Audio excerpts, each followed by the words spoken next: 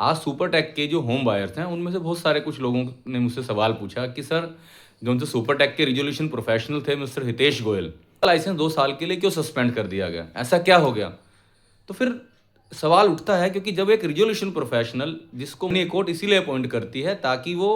Home buyers को, COC को या और भी जो कंपनी से जुड़ी हुई चीज़ें हैं उन समस्याओं पे एक अपनी निगरानी रखे, हर चीज़ का एक सिस्टम जो उनके कानून है उनके अनुसार जवाब दे और किसी भी चीज़ में लापरवाही ना बरते, और वो प्रोफेशनल हैं, उनसे यह उम्मीद की जाती है कि वो हर चीज़ को तसल्ली से, तरीके से, सिस्टम वाइज कानून के अनुसार करें। पर मानिए कि अगर वो ही लोग अपनी जिम्मेदारी को ना निभाएं, फिर एक ट्रांसपेरेंसी ना रखें और जिसकी जवाबदेही के लिए वो आए हैं और माननीय कोर्ट के आदेश पर वहाँ पे जब नियुक्त हुए हैं, अगर वही लापरवाही करते हैं तो एक सवाल उठता है कि यार ऐसा कैसे हो सकता है कि किसी ऐसे प्रोफेशनल को जब हमें कंपनी में लेकर आए हैं सिर्फ इसी चीज़ के लिए, क्योंकि वो प्रोफेशनल है, वह पूरी तरीके से काबिल है, उसका काम ही यही है कि किस तरीके से उस कंपनी से जुड़े हुए चीज़ों को आप बेटर कर सकते हैं, अगर रिवाइव हो सकती है कंपनी कैसे रिवाइव हो, जो उसकी सीओसी है उसके बेनिफिट से रिलेटेड, और स्पेशली वो केसेस जहाँ पर होम बायर इन्वॉल्व हैं। अगर हम बात कर रहे हैं उन रियल एस्टेट कंपनीज की जिनके अंदर एक आरपी एनसीएलटी के माध्यम से अपॉइंट हो गया, अब उसका काम ही यही है कि आप ड्यू डिलिजेंसी अच्छे तरीके से करो, जो सीओसी के लिए परफॉर्मेंस करनी है वो आप अच्छे तरीके से करें, जो इंसॉल्वेंसी एंड बैंकरप्सी कोड के जो भी कानून है उनके अकॉर्डिंगली आप सारी चीज़ करो और सारी चीज़ें आप टाइम टू टाइम करो, जो भी आपकी जवाबदेही है जिनके प्रति आप उनको बिल्कुल ट्रांसपेरेंसी से करो। जनरली अभी कुछ समय के अंदर देखा गया है कि जैसे सुपरटेक के जो रिजोल्यूशन प्रोफेशनल हैं मिस्टर हितेश गोयल, इसके अलावा भी बहुत सारे रिजोल्यूशन प्रोफेशनल ऐसे हैं जिनका लाइसेंस सस्पेंड करा गया है और आगे भी उनके खिलाफ कार्यवाही चल रही है। इस पूरी ट्रांजैक्शन में तो सबसे बड़ी दिक्कत यह है कि जनता का विश्वास और माननीय कोर्ट का विश्वास, उसको ये लोग कैसे दरकिनारे कर देते हैं, किस तरीके से अपनी प्रोफेशनल जो इनकी एक जिम्मेदारी है उससे अलग हो जाते हैं,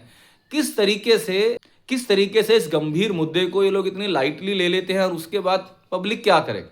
पब्लिक तो पहले ही कोर्ट के अंदर गई, कोर्ट के माध्यम से जो एक स्पेशल फोरम है एनसीएलटी या एनक्लेट या माननीय सुप्रीम कोर्ट, क्योंकि अलग अलग डिपेंड होता है सारी चीज़ें, और रिजोल्यूशन प्रोफेशनल अपॉइंट हो गया। अब उसकी जिम्मेदारी, अब उसके बाद कोर्ट भी क्या करे, अब उसके बाद लोग भी क्या करें, तो एक विश्वास होता नहीं भैया अभी आ गया है, अभी ये करेगा। पर वही लोग अगर अपनी जिम्मेदारी को नहीं निभाते तो सवाल उठता है, और सवाल उठने के बाद उनके खिलाफ आप देखते हैं कि कठोर कार्यवाही भी होती हैं। पर इसका खमियाजा आप देखते हैं क्या इनको कितना फ़र्क पड़ता है, कुछ फ़र्क नहीं पड़ता। किसी को साल भर के लिए सस्पेंड हो गया, किसी का 2 साल के लिए, किसी का 3 साल के लिए, कहानी ख़त्म। पर जब एक इतना लंबा प्रोसेस करके अगर कोई सिस्टम में अगर हम बात करें, कोई कंपनी इस लेवल पे आ रही है कि आरपी अपॉइंट हो गया और अब चलो कंपनी को रिवाइव करने की कोशिश करते हैं, तो उसमें पहले कई साल बीत चुके होते हैं। अभी अपनी लापरवाही और अपने कुछ भी कहें कि किस वजह से क्यों करते हैं, इनकी क्या इंटेंशन ऐसी होती है, उसकी वजह से फिर वो ट्रांसपेरेंसी नहीं रहती। तो मेरा सिर्फ एक यही कहना है सबसे कि सिस्टम खराब नहीं है, कुछ ऐसे लोग हो जाते हैं जिनके लिए सिस्टम भी मजबूर होता है, पर जब सिस्टम को पता लगता है तो आप ध्यान रखिए उनके खिलाफ कार्रवाई होती हैं। आखिर कानून है, और कानून हो सकता है कि कई बार स्लो चले, पर जब कानून चलता है ना, तो मैं एक कहावत कहता हूँ कई बार किसी से कि जब कानून की चक्की आटा पीसती है, हो सकता है समय लगे, पर ऐसा पीसती है कि उस आटे की फिर रोटी नहीं बनती। और आप विश्वास रखिए हमारे संविधान पर, हमारे कानून के ऊपर। ये जो छोटे छोटे हादसे होते रहते हैं, छोटे छोटे इंसिडेंट होते रहते हैं, इसका मतलब ये नहीं है कि हमारा कानून व्यवस्था खराब है या कानून खराब है। ये कुछ लोग ऐसे हो जाते हैं कि जिनकी वजह से हमें लगता है कि सारी मछलियाँ गंदी हैं, पर ऐसा नहीं है।